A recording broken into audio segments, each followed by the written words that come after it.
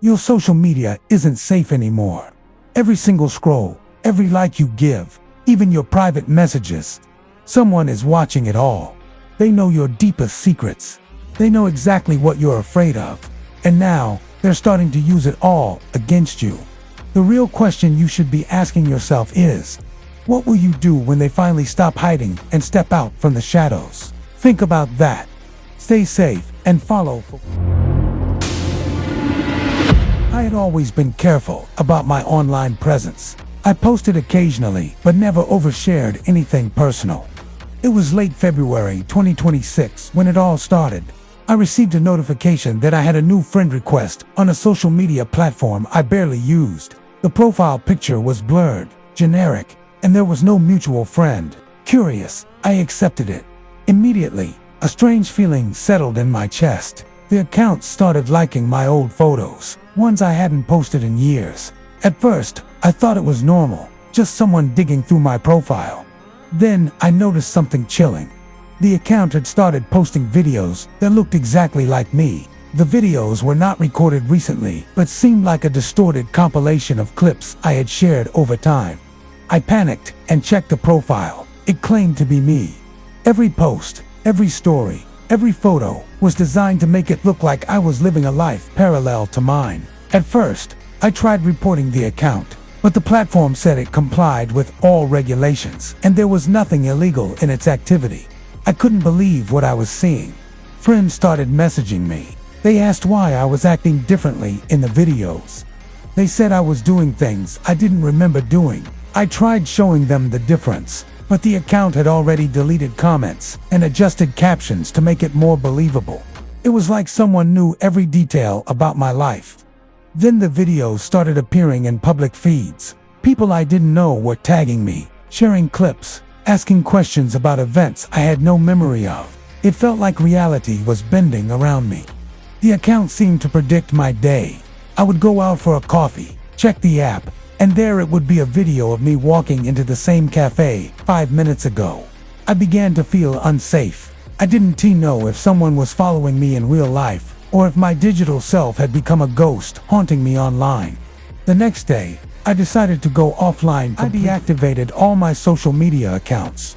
I even changed my phone number and email. For a few hours, I felt safe. Then the horror escalated. A new account appeared. It had a different name, but the content was unmistakably me. It had access to my old posts, old stories, my friends, and even my private messages. Every move I made seemed anticipated. I could no longer leave my house without checking every window and corner. I felt watched even when I was alone. The line between reality and digital fiction blurred. I began receiving messages from strangers claiming to know me personally. They shared screenshots of conversations I had only ever had in private chats. I started doubting my memory.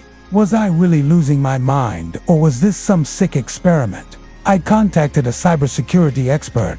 He told me it was technically possible to reconstruct my digital identity using AI deepfake algorithms and social engineering. He warned me that someone could use it to ruin my reputation, manipulate people around me, or even threaten my safety. I felt trapped in my own life. The imposter was everywhere. It followed me on every platform, commented on every post I had ever made, and even mimicked my writing style. I could not escape it. One night, I was reviewing old footage on my phone. I saw a live video being uploaded from an account that was supposedly offline. The video showed my apartment. I froze. I didn't understand how it was possible. I checked all my devices. There were no cameras active, no apps running, and yet the video streamed in real time.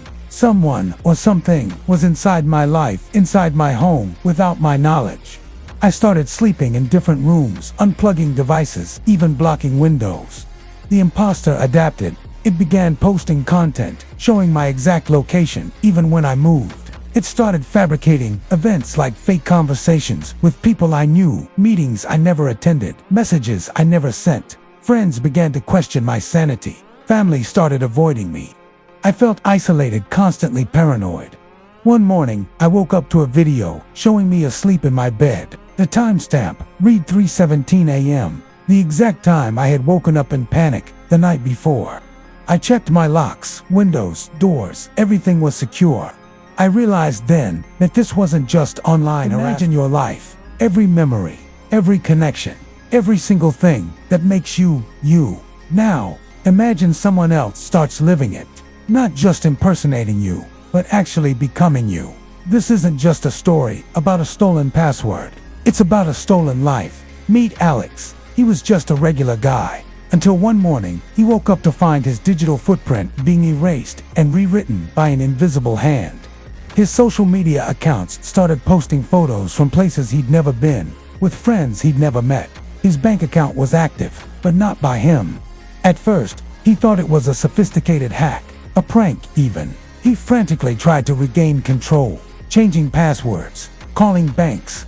But every door he knocked on was already closed to him. The system, the digital world we all live in, had already accepted his replacement. The real terror began when the digital world started bleeding into his real one. His friends would mention conversations he never had. His boss referenced an email he never sent. He'd see fleeting glimpses of a man who looked just like him, always on the edge of a crowd, a reflection in a window, a figure disappearing around a corner. Was he real? Or was Alex's mind starting to break? He became a ghost in his own existence. The imposter was living a better version of his life, getting a promotion Alex wanted, dating the woman he had a crush on. Every success of the doppelganger was another nail in the coffin of Alex's sanity. He tried to prove who he was. But how do you prove your existence when every piece of evidence says you're lying? Fingerprints can be forged, memories can be questioned. His desperate attempts to expose the truth only made him look more unstable, more paranoid. His family and friends grew distant, worried by his erratic behavior. They saw a man consumed by a delusion, not a man fighting for his very identity. He was completely alone, trapped in a nightmare where the only person who knew the truth was himself. The line between what was real and what was manufactured by this digital phantom became so blurred. Even Alex started to doubt his own memories. Who was the real Alex? Was he the one hiding in the shadows? Or was he the one living in the light? This story forces us to ask, in a world where our lives are stored on servers, how much of our identity truly belongs to us?